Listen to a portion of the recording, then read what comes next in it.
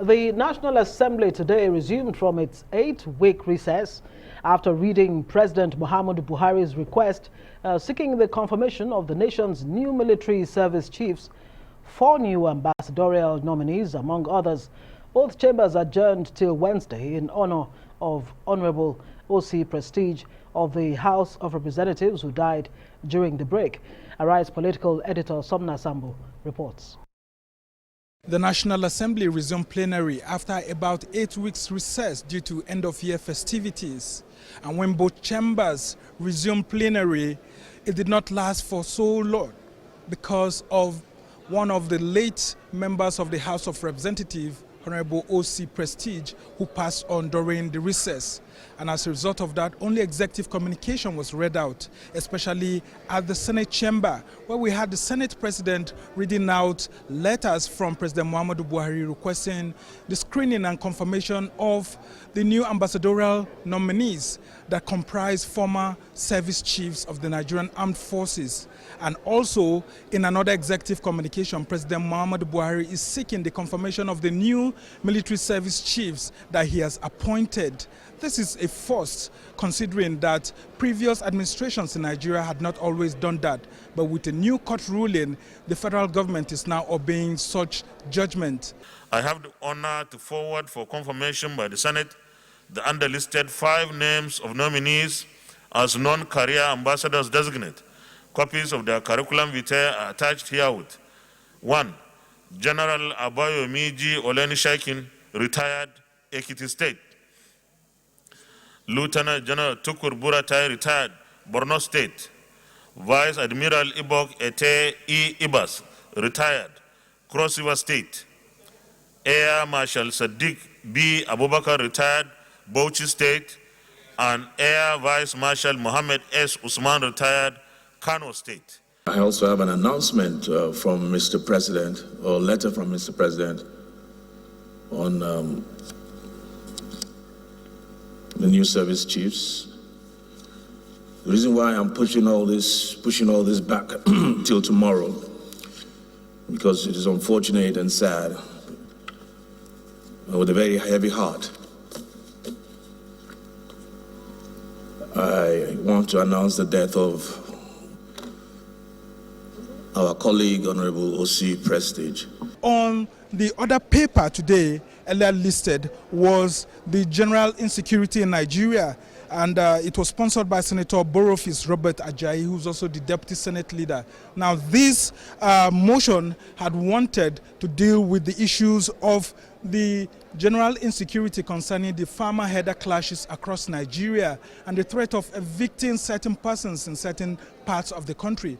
But all of these motions and other bills for consideration were set aside in honor of the departed House of Representatives members, and this is in line with the traditions of both chambers of the National Assembly when any member is dead. Sumner Sambo, Arise News. Arise Political Editor Sumner Sambo joins us now to take us through major political developments in the country, including the ongoing membership registration and revalidation and the resumption of the National Assembly. So, Sumner, let's start from just exactly that, the revalidation. We saw a report there where the former chairman of the APC, Chief Oshomole, was saying that it looks as if it's unnecessary. It's a double, I don't know, I can't remember the word he chose to use, but it's a duplication of the record that they have.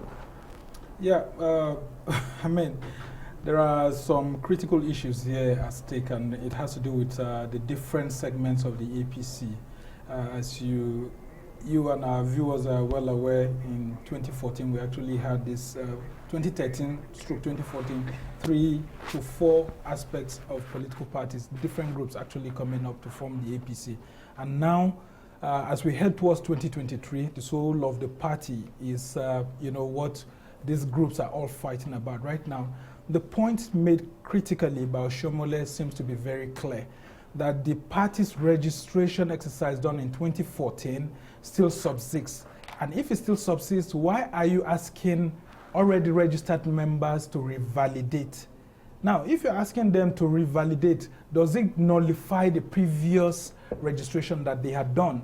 And what Oshiomhole is saying is that he is a foundation member, and there are so many of his likes in 2014 who had registered, and he presented even President Buhari's own registration slip to him when they did all of this. And if you look at what the interim national chairman of the APC then, Chief Bisi Akande, has said, that it looks like there's a deliberate attempt to actually leave that register that was there. Instead of updating it, what they are doing is asking the entire members. So, you know, this group of people who have been speaking actually are coming from the ACN faction, if we may call it that way, of the APC. If you don't mind yes, me who are questioning what the CPC guys and what the AMPP guys are doing. Because so let me just quickly ask, sorry. Then, Sumner, that there may just be immediate and other remote undertones. Yes, I mean, there are fears, like I said. What exactly are those? Those fears are being expressed by the Bola Tinubu and ACN group within the APC.